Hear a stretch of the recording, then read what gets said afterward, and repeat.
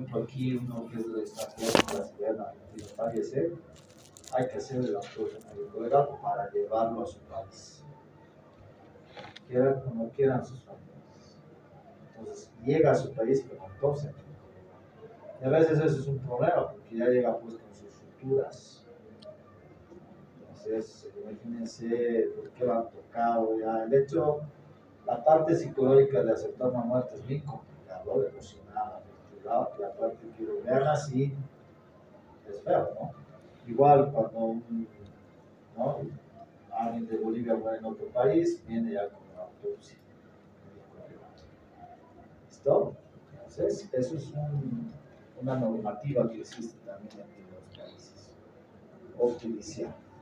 Y otras que indica autoridad judicial, más que todo por requerimiento que se puede hacer. Fases de la autopsia médico-legal. ¿Qué fases tienen? Entonces tenemos el levantamiento del cadáver, el examen externo y el examen interno. ¿No? Levantamiento del cadáver es una parte de la criminalística, inclusive, ¿no? En el lugar de los hechos. Entonces hay que demarcarlo al el lugar donde está el cadáver para hacer su estudio y hacer un levantamiento. Obviamente el levantamiento del cadáver tiene que ser así como están viendo el personal, tiene que estar así. Esa es la vestimenta. Pero nosotros ahí estamos jugando más con el cadáver. Así. ¿Por qué es esa vestimenta? Para no contaminar. ¿Perdón? Para contaminar la escena. Ya, por no entorpecer. ¿Cómo entorpeces una escena? ¿Cómo arruinas una escena? Contaminando tus huellas, tu Contaminando. ¿Cómo cabello. contaminas? Tocando huellas. Ya. Perfecto. Ya, entonces podemos dejar huellas de zapato, podemos dejar cabellos, podemos dejar huellas dactilares, ¿no? Que van a entorpecer, como dice el estudio, ¿no? La investigación. Entonces, hay que llevarlo de esta manera, la vestimenta de la parte criminalista. Y cuando llegan, miren, se debe marcar en la posición que se ha encontrado. Entonces, antes de levantarlo se marca y se tiene que levantar. Para ahí estudiar, esta es nuestra escena del crimen, el lugar del hecho, la escena de la muerte. ¿No? Entonces, lo que vamos encontrando en criminalística de la enseñar es un procedimiento, es una técnica. Pero lo que vamos encontrando, vamos registrando así con estos testigos. ¿No? Entonces, son de los testigos que han encontrado en una metodología, en primer lugar, en segundo lugar, en tercer lugar, en cuarto, así. De acuerdo a la metodología. ¿Listo? Entonces, inclusive se tiene que tener un testigo métrico, una reglita, y luego hacer una fijación, es decir, fotografía de cada uno de los elementos que se encuentran. Y luego ya vamos a ver si esos indicios, todo lo que ven es un indicio, inclusive el sillón es un indicio, la mesa es un indicio, los vasos, las botellas, todo lo que está es un indicio. Pero puede haber indicios que son relacionados con el hecho y otros que no son relacionados. Si hay un cadáver, por ejemplo, acá, la tele es un indicio, las mesas y sillas es un indicio. Pero si vemos que ese cadáver no ha sufrido una lesión, ¿no? Contundente, como si hubiéramos dado un televisor, digamos, no hay, sino hay una herida de arma de fuego. Entonces, estos elementos se constituyen en indicios que no son compatibles con el hecho. Esto no corresponde. Pero si encontramos ahí el cadáver, y encontramos por ahí botado un revólver, y hay un indicio, o sea, el cadáver tiene un orificio de bala. Ah, ya, es un indicio, pero el que ese revólver puede ser el que ha afectado, el que ha causado la muerte, pero por ahí no. Pero ya es un indicio que se relaciona, porque hay herida de bala y hay un arma de fuego. Pero esa arma de fuego es un indicio, va a ser analizado pericialmente, se lo va a llevar al instituto forense para analizar primero si se ha disparado, si coincide el calibre con el orificio de bala que tiene cada cadáver. Si ese orificio de bala y se ha encontrado la bala, corresponde al arma de fuego. Entonces, esa evidencia o ese indicio analizado pericialmente se llama evidencia. Ahora, si esa evidencia corresponde al hecho, es prueba. ¿Y eso quién va a determinar? El juez. ¿Listo? Si va a ser prueba o no. Ahora, hagamos el ejemplo con huellas de mordedura. Entonces, las huellas de mordedura van a determinar, ¿no? El forense va a ver si esas mordeduras primero son humanas o de animal. Y después si corresponde o no corresponde a los supuestos, ¿no? Agresores que han realizado, digamos, haciendo la autopsia legal, la autopsia psicológica, podemos encontrar a personas. Ahora, para identificar quién era, pues programas ante-mortem y post-mortem, para ver si coincide o no coincide con lo que está en la piel de esa persona. Así podemos identificar, ¿no? Entonces, es una serie de pasos que tenemos que realizar. Bien. Luego del levantamiento del cadáver, ya lo hemos levantado y lo hemos llevado. Entonces llega y tenemos que hacer el examen externo. Entonces, en el examen externo, primero hay que hacer la observación. Tenemos que ver si nos van a traer elementos de identificación, porque normalmente cuando van, estos son los policías, los que les revisan si tienen o no documentos, etc., ¿no? Elementos referidos al tiempo de fallecimiento. Signos, evidencias de trauma o causa. A las circunstancias características de los hechos. Ahí podemos ver si ya existe, por ejemplo, la mancha negra esclerótica, si hay rigor mortis, si hay arbor mortis, si hay liquidez, ¿no? En qué lugares. Eso nos va a dar la situación de posición de muerte, ¿no? Entonces, ¿cómo lo han encontrado? El decúbito dorsal. En el decúbito dorsal, pero las manchas de las livideces están en la parte torácica. Entonces, eso no era el lugar del hecho, no han movido. Lo que supuestamente era principal se vuelve secundario, porque ha sido movido. ¿No? Entonces, todo eso, el examen externo que tiene que ser, inclusive a la simple observación, ¿no? Eso es importante que se vea. Bien. Entramos al examen interno. El examen interno es la obducción. A eso les decía la diferencia con la autopsia. La obducción, entonces, va a ser ya abrir, apertura, ¿no? Y que se hace con una metodología. Entonces, tenemos que cortar. Al corte vamos a llamarla una incisión, ¿no? Entonces, vamos a hacer primero de la cabeza y del tronco. Algunos autores prefieren el tronco y luego la cabeza. No hay una metodología ahí. No es que nos requieran solamente cabeza, solamente tronco, solo tronco. Si nos piden de todo, ya depende del médico forense para ver si hace primero el tronco y luego la cabeza. ¿Ya? Se hace un examen in situ. Entonces, de cómo está, si hay lesiones, si hay heridas de arma de fuego, de arma blanca, ¿no? Entonces, tiene que saber eso, beneficio de entrada, beneficio de salida, coletas, ¿no? Profundidad, si es una herida, inciso cortante, contusa, cortante, ¿no? Si es el arma de fuego, si está el orificio de entrada, de salida, ¿no? ¿Qué elementos hay? Entonces, todo eso. Remoción de las vísceras, entonces se tiene que extraer, como les decía, ya no es como la disección. Y aquí tenemos que remover, pero sin tener cuidado de arterias, venas, nervios, ¿no? Que son lo que conservamos cuando hacemos la anatomía humana. Aquí ya removemos, cortamos y sacamos todo, ¿no? Entonces, se hace también incisión para la piel cabelluda, entonces hay que tener técnicas, la abertura del cráneo, de la calota, remoción del encéfalo, tener cuidado con los pares craneales ahí, desplegamiento de la médula madre, del seno sagital, de la hoz del cerebro, de la tienda del cerebelo, de la voz del cerebelo, para no malograr toda esa parte. Entonces son la técnica que van a poder hacer en una obducción. ¿Listo? Ahora, ¿qué técnicas hay? La que normalmente se hace es en la Y,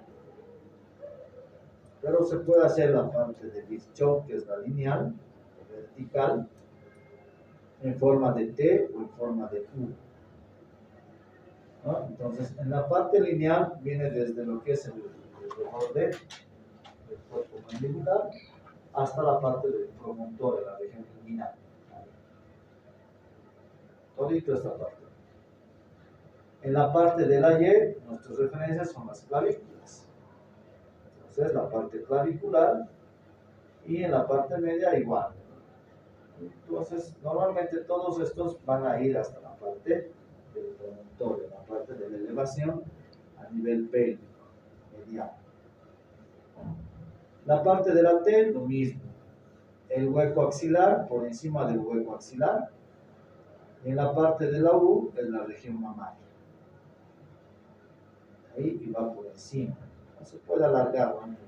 Pero depende cómo se haga o de acuerdo a los requerimientos que ustedes tengan para poder hacer la visceración. Se sugiere esta en forma de Y. ¿No? Bien. Requisitos para hacer una autopsia médico-legal: orden judicial. Esta orden judicial tiene que ser firmada por el juez. Tiene que venir un requerimiento, una orden firmada por el juez. Tiene que existir un informe de muerte de investigación. Existir el protocolo del escenario de la muerte y la documentación relacionada. Expedientes médicos, dictámenes, etcétera, todo lo que en criminalística ha hecho el equipo multidisciplinario, desde el levantamiento del cadáver, etcétera. Entonces, los indicios encontrados, las técnicas que han hecho, las fotografías, la planimetría, todo lo que está en criminalística tiene que tener para hacer la autopsia.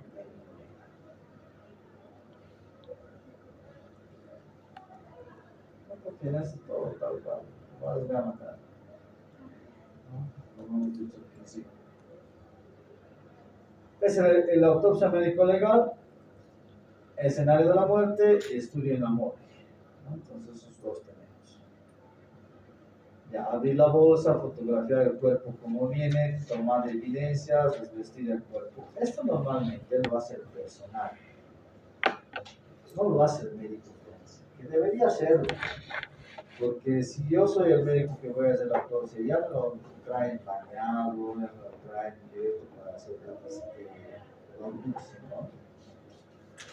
Puede haber situaciones que lo han pasado de largo, como cabello, puede haber fluidos como semen, saliva, sangre, orina, tóxicos, venenos, que lo han limpiado. Y eso entorpece una investigación. Es preferible que, bueno, lo único que tengan que hacer el equipo policial es encontrarlo, saber si está vivo o muerto y listo, en una bolsa y llevarlo. Y desde que llega tendría que estar el médico legal y obviamente el médico forense con su equipo auxiliar. Perfecto, él que observe todo y el equipo que esté realizando, que abra la bolsa, tampoco voy a mi cámara fotográfica, mi guante, voy a hacer todo, pero no. Entonces tú vas a sacar fotos, tú vas a abrir la bolsa, tú vas a tomar las evidencias. Bueno, en este caso debería decir indicios, no evidencias. ¿Qué es una evidencia? Cuando el indicio ha sido analizado pericialmente. No sé, hay aquí un cadáver, aquí hay una mancha roja, hay un cadáver que creemos que es sangre, pero si lo llevamos al laboratorio, no es sangre, es no sé, salsa de tomate, por decirles. Es un indicio que no tiene nada que ver con el estudio de la muerte. Entonces, a este indicio, cuando se ha analizado, ya es evidencia. Y cuando esa sangre se relaciona con el hecho, es una prueba. A eso sí. ¿Ya? Fotografía de la cara para identificación, fotografía de tatuajes. Ahora, dentro de la identificación, hay una identificación iniciaria y una identificación fehaciente. La identificación iniciaria es justamente situaciones que pueda tener el cadáver y que nos pueda ayudar para identificarlo. Entonces, normalmente vienen a la morgue, van a la morgue porque busquen a sus familiares y el encargado no le dice, ¿tenía tatuajes? Sí. ¿Qué tatuaje y dónde? Tal tatuaje en tal lugar. Sí tiene ese tatuaje. Listo. ¿No? Entonces es algo que ya nos puede servir para identificación, un indicio. También puede decir, no sé, cicatrices. Tiene cicatrices en la parte abdominal, la operado la vesícula, la operado la apéndice, se ha hecho una fractura en, ¿no? Tibia peroné, tiene una cicatriz en tal lugar, en el pie izquierdo, en el pie derecho, en el pie lado, ¿no? Entonces, que esas cicatrices ayudan también para identificar, y hay que fotografiar. ¿Listo? También para hechos de identificación. La cara es importante el lugar que hacer. ¿Por qué? Pues después con la autopsia médico legal, con el pasar del tiempo, ¿no? Entonces se va a ir deformando. Entonces no va a poder ser luego cada vez reconocible. Entonces hay que también sacarla. Medir el cuerpo, exámenes, describir lesiones, si hay lesiones, les decía, ¿qué tipo de lesiones? Arma blanca, arma de fuego. Dentro de las armas blancas, si es contusa, contundente, corto, contundente, incisa. Si es arma de fuego, ¿cómo está el orificio de entrada? ¿Hay orificio de salida? ¿Qué elementos se encuentran? No puede ser que la bala entre no haya salido. Por adentro está, hay que buscarla, ¿no? Y justamente esos son los hallazgos que se puede ver en la parte interna, ¿no? Entonces así tendría que unir. Y esto es clave, porque aquí también puede haber en esta sangre del agresor. Entonces esto se tiene que analizar. Se hace una muestra del cadáver y se hace una muestra de la mancha de la ropa. Tiene que ser compatible. Si no es compatible, también ya podemos tener ahí una posible lesión, ¿no? Importante. Se lo va desvistiendo y se va viendo si no tiene algunas lesiones o algunas heridas que pueden ser importantes o nos pueden tener ahí. Es una lesión, ¿no? Ahora tenemos que llevar lesiones por arma blanca, arma de fuego, para que ustedes ya determinen, ¿no? Entonces, esta es la entrada y esta es la salida. La cola siempre es la salida. Por aquí ha entrado y por aquí ha salido. Hay coleta. Esto implica la lesión por arma blanca, ¿no? Miren acá, por arma de fuego, el halo, el quilote, ¿no? El anillo de enjugamiento se denomina. Pero no hay las manchas de la pólvora. Entonces tal vez ha sido a distancia larga y no corta. Entonces todo eso se tiene que analizar. Bordes, ¿no? Invertidos, invertidos. Si no hay este anillo, es el orificio de salida. Pero como hay, este es el orificio de entrada. Entonces antes de que se lo lave, hay que ver, fotografiar para ver cómo es. ¿Listo? La lesión. Y después se puede perder muchos elementos. Y se hace la obstrucción, se hace un corte. No, disculpad a los que no les va a gustar. Lo han charqueado. Estamos en eso. ¿Qué? Lo han charqueado. Sí, claro. Entonces se hace en forma de V, no se olviden la región clavicular si quieren, la región axilar, la región mectoneana o la región mamilar. Pero la región mamilar no me agrada mucho, lo he hecho alguna vez, pero no me da para esta parte. Entonces al final terminamos haciendo incisiones más. Entonces es mejor desde aquí arriba. Bien. ¿No? Entonces se realiza Y miren, no es disección porque aquí no estamos conservando nada, ¿no? Se saca todo, miren, ya se saca todo. ¿No? Entonces ya se va sacando ahí, inclusive la parte, la cavidad bucal, la faringe, el esófago, la parte de la tráquea, la laringe, los pulmones, todo, ¿no? Diafragma, todo abdominal se llama la visceración, a las vísceras. Y se va a proceder a hacer exámenes ahí, ¿no? De acuerdo a, obviamente, la orden judicial. Si no hay orden judicial, y podría ser algún forense familiar y le descubren que lo han sacado, le pueden demandar al forense. Pero obviamente el familiar tendría que ingresar y ver, su familiar, no sé. Todo esto no se puede jugar con eso. Y obviamente la parte, ¿no? La región craneal. Eso era la parte tóraco-abdominal y la parte craneal. Se hace el desplegamiento de la parte de la piel, entonces se hace el corte antero-posterior y se dobla. Y para cortar esto, hay que sacar lo que es la carota. ¿No ve? Se saca la carota y encontramos al cerebro. Encontramos, pero obviamente la dura madre, hasta la voz del cerebro que está dividiendo los hemisferios, ¿no? Entonces, y hay que tener mucho cuidado de no lastimar la masa encefálica. ¿Por qué? ¿No? Lo lastiman, yo he visto que los relastiman, lo sacan así, pero esto no le van a mostrar a una persona, imagínense que me muestren esto en familiar y ya estamos. O sea, el familiar más me va a acompañar, yo creo, ¿no? Sí, se van a venir.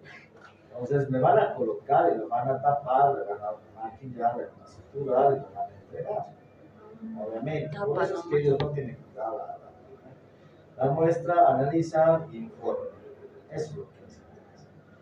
No, pero también eso ya depende del médico forense. En ese momento yo he hecho algunas veces y la verdad que la manera terrible estar ahí. Pero bueno, es un procedimiento que se hace. Miren la base, ya se ha sacado, pues hay que montar los pares craneales, el tallo encefálico, hay que sacar obviamente la hoz del cerebro, la tienda del cerebelo para poder observar. Se tiene que observar y hacer los estudios correctamente. Bien, se toman muestras biológicas, elementos pilosos, cabellos. Importante acá, se tiene que hacer una tracción, hay que jalar y las muestras que puedan encontrar en su vestimenta, en su polera, en su piel, etc. Porque ahí también puede haber el cabello de otra persona, ¿no? Entonces, para ver la sangre, excrecía, orina, frotis anal, oral, vaginal, nasal, uñas, humor, vítreo. Hay el espacio abolenado que es en el ángulo interno, ustedes colocan la jeringa, o sea, la aguja, introducen hasta el fondo, inclusive es entrar y sacan líquido. Y eso se analiza para ver si no ha habido envenenamiento tóxico. La vejiga también es obviamente más fácil y más menos complicado, ¿no? Ustedes saben, una aguja meterla al ojo.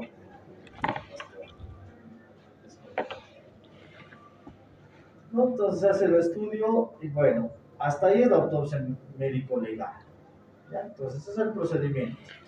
Luego el médico tiene que hacer su informe, se rellena. Si lo rellenan, algunos los órganos lo utilizan para estudio, a veces les dicen a los familiares, les ponen algodones, gasas, o sea, lo suturan y lo llevan para presentar. Se lo maquillan, hay una especialidad de maquillaje con ese, y luego ya lo presentan familiares, después de verlo así, ya, ¿qué más van a querer? La autopsia bucal también se llama bucomaxilofacial. Bucomaxilofacial. ¿Para qué hacemos? Para conservar las piezas y poder estudiarlas. Se hace extracción de los maxilares. Con la extracción de los maxilares nos facilita el examen odontológico legal para ver la ficha odontológica ante mortem y post mortem. ¿Ya hemos hecho esa práctica? No, ante mortem, post mortem. Ya vamos a hacer eso. Entonces, tienen que saber hacer eso. Datos ante mortem y post mortem se hacen con unos índices. ¿no? Y unas ecuaciones simples para ver si pertenece a entidades. El procedimiento, la clasificación de Silver y Subirón, ¿no? Que de acuerdo a las categorías de se encarga ver en estado bueno, malo, carbonizado, putrefacto. Esa es la escala o la clasificación. O sea, la condición que tiene el cuerpo en el momento del examen. Les voy a pasar esta clasificación. Bueno, aquí está. Miren, el fresco, descompuesto, esqueletizado. Se divide en A, B, A, B, A, B. Es íntegro, fragmentado. Cuando falta una parte de un cuerpo y es fragmentado, ¿no? Descompuesto o incinerado. Íntegro, fragmentado. Y cuando ya empieza a ver la parte ósea, es esqueletizado, ¿no? Que también puede ser íntegro o fragmentado. Entonces, de acuerdo a esto, se hace el odontólogo forense va a hacer un informe. El primer informe tiene que ser que se ha hecho la autopsia bucal o un maxilofacial, requerimiento policial, de tal, en cadáver clase 1, clase 2, clase 3, ¿no? Subdivisión A, subdivisión B, ya se sabe qué es eso. ¿Nota? Esa es la clasificación y la subdivisión. ¿Qué fases tiene?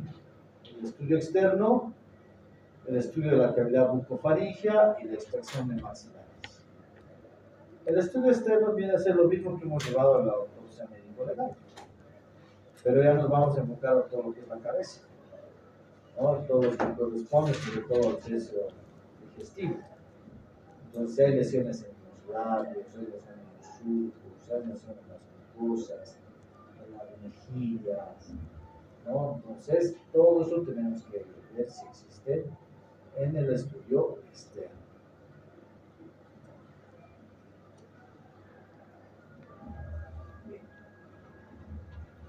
Ahí en los labios tenemos una porción cutánea y una porción mucosa. Se le puede hacer un keilograma para identificar. Esto llevamos en el último momento. Métodos de identificación, vamos a hablar. Entonces se le puede pintar el labio. Nos vamos a pintar acá y van a hacer un beso. Y de eso tienen que identificar qué surcos tiene, ¿no? Estos surcos bajo Renau, llamamos aquí la clasificación de Renau en nuestro médico. En Perú, Brasil, Chile, por ejemplo, llevan de Suzuki. Vamos a hacer de Renau, que tiene una clasificación, para cada surco le dan un valor, una letra. Y de eso ustedes pueden identificar, ¿no? Entonces, a eso se llama el keilograma. ¿Ya? Aparte de las lesiones, todo, obviamente es importante hacer el keilograma. Fotografías de frente y de perfil que hay que hacer. El estudio bucofaringeo, entonces, el aspecto y color de las encías, cavidad bucal, faringe, órganos anexos, obviamente a ver el paladar, si no existe lesiones, si no existe algún tipo de situación que nos llame la atención, el piso de la boca, los músculos, la lengua, posibles lesiones de mordedura que puede existir, una mucosa labial, biudal, ¿no? Istmo de las fauces.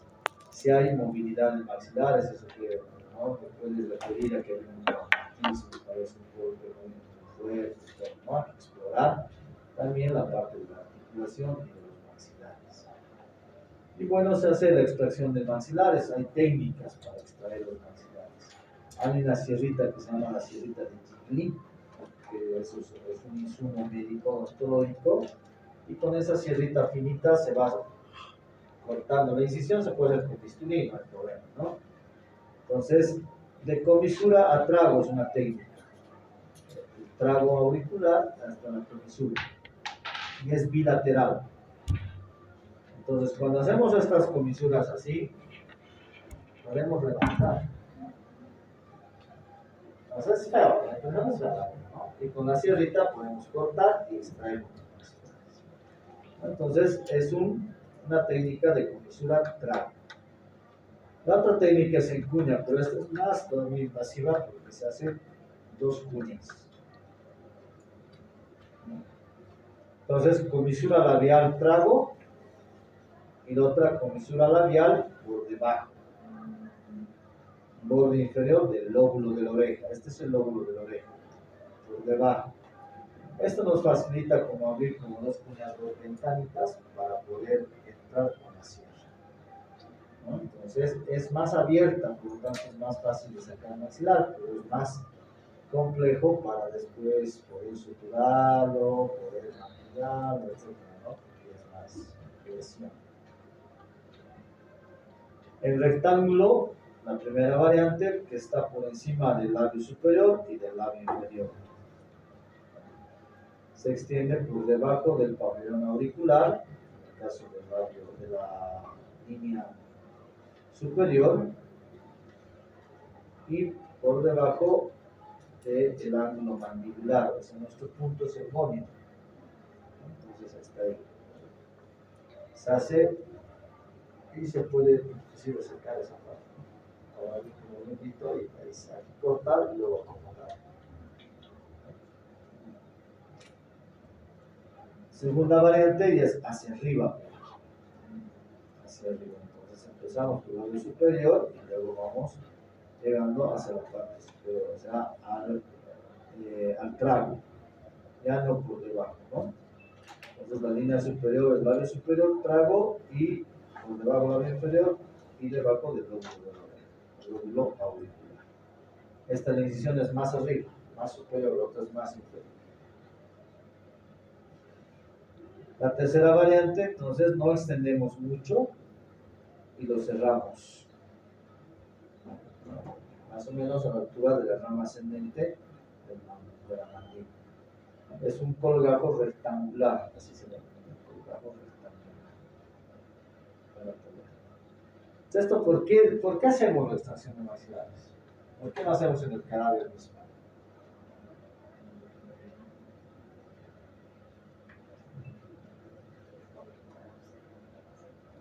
¿No? Es complicado en el cadáver por la contracción muscular. No podemos abrirlo. Si no podemos ver, tenemos que extraer los maxilares para ahí afuera hacer piezas obturadas, perdidas, con caries, extraídas, indicadas para extraer, obturadas con amalgama, con resina, con linómero, etc., y hacer un obturama antemortem, ¿no? Desgastes, lesiones, todo lo que pueda tener fracturas, etc., ¿no? Para eso hacemos eso. Y eso va a los obturamas antemortem y postmortem que vamos a ver a la próxima. A ver, esta es tal vez la más adecuada estéticamente para el cadáver, la verdad, porque es una bilateral, es única y está por debajo del reborde mandibular y se extiende hasta la parte mastoidea, hasta la región mastoidea. Lo que se tocan aquí atrás, eso voluminoso, ¿qué es eso? La postmastoidea. Todo eso es la región mastoidea y aquí viene, ¿sí? Hasta el reborde. Y como está ahí abajo, es más fácil ocultarlo para lo que decían de los familiares que luego van a ver, ¿no? Entonces ahí está. La inframandibular, pero ya más baja. Entonces seguimos con el proceso mastoideo, pero ya está más abajo, a nivel del hueso hioides. El hueso hioides, ¿no? Entonces por encima de lo que es la prominencia tiroidea o prominencia anal. Y luego ya viene una etapa que viene en tanatología, habíamos visto la tanatoconservación, ¿no? Muchas veces no se lo devuelve al maxilar, al sujeto, porque si ha sido requerimiento legal, también tienen que saber que vamos a pedir piezas para estudio. No podemos hacer rápido, pero mañana para curar en el laboratorio. ¿No? Entonces, como saben eso los familiares y los que han pedido ese procedimiento legal, también saben que podemos quedarnos con algunas piezas. Entonces ya luego viene lo que es la tanatoconservación, cómo limpiamos las partes blandas, cómo las vamos a conservar, ¿no? El fosforito, la oxigenada, el formol, qué porcentajes, y tienen que estar luego codificados con números y nombres, de acuerdo al cadáver y al caso que era, y así tienen que estar en el libro. No podemos llevarnos, esto me gusta a mi casa para videos de anatomía humana, no tiene que estar ahí por respeto. A ver qué va a hacer, no va a hacer. No hay más. Y listo. Y antes que te mueras ya está. Ya. Y así sería la autopsia médica legal. Dime. Si a los familiares